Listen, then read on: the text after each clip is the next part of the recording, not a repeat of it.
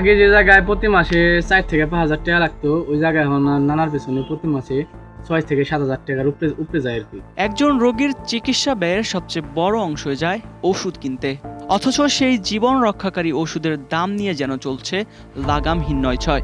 গত 6 মাসে বিভিন্ন ওষুধের দাম বাড়ার পাশাপাশি অন্তর্বর্তী সরকারের সময়ে করা অত্যাবশ্যকীয় ওষুধের তালিকা 2026 এবং ওষুধের মূল্য নির্ধারণ পদ্ধতি 2026 বাতিলের সিদ্ধান্তে নতুন করে ধোঁয়াশা তৈরি হয়েছে।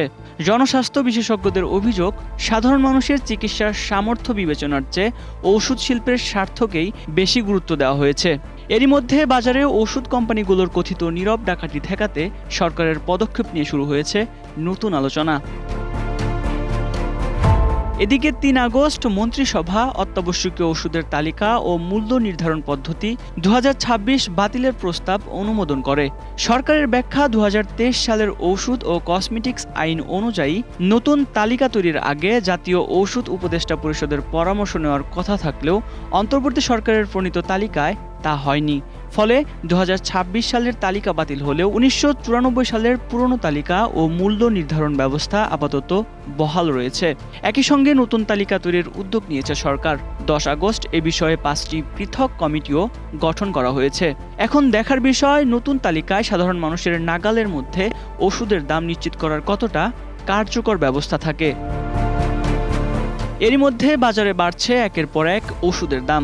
রাজধানীর ফার্মেসিগুলোতে খোঁজ নিয়ে জানা গেছে, প্রোবায়োটিক, জিনকো বিলোবা, কোলাজেন, ফেক্সোফেন্ডিন সহ বিভিন্ন ওষুধের দাম বেড়েছে। এর সরাসরি চাপ পড়ছে রোগীদের ওপর। স্ট্রোকে আক্রান্ত এক রোগীর পরিবারের সদস্য জানায়, আগে তার মাসে ওষুধের পেছনে খরচ হতো 4 থেকে 5,000 টাকা, এখন তা বেড়ে দাঁড়িয়েছে প্রায় 6 থেকে 7,000-এ। আগে যে জায়গায় প্রতি মাসে 4 থেকে 5,000 টাকা লাগতো, ওই জায়গায় এখন নানার পেছনে প্রতি মাসে 6 থেকে 7,000 টাকার উপরে যায় আর কি। স্বাস্থ্য অর্থনীতি ইউনিটের গবেষণায় উঠে এসেছে, রোগীর নিজ পকেটের চিকিৎসা ব্যয়ের বড় অংশ যায় ওষুধে। ফলে দাম বাড়তে থাকলে অনেক রোগী প্রয়োজনীয় ওষুধ কেনা কমিয়ে দিতে বা চিকিৎসা বন্ধ করতে বাধ্য হতে পারেন।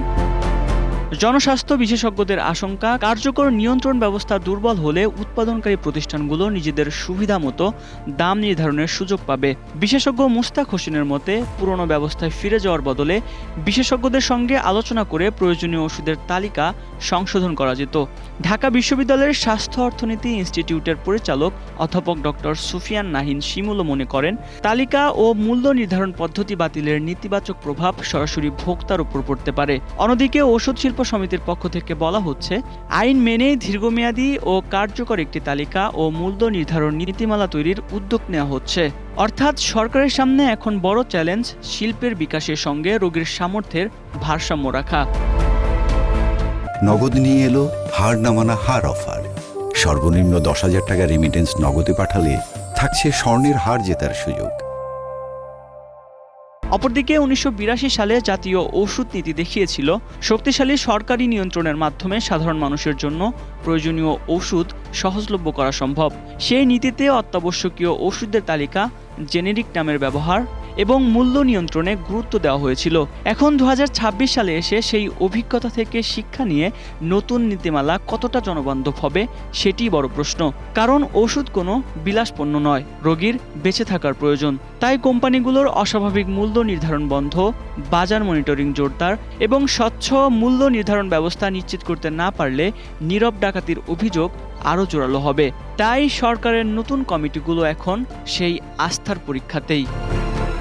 Desk report, 21 television.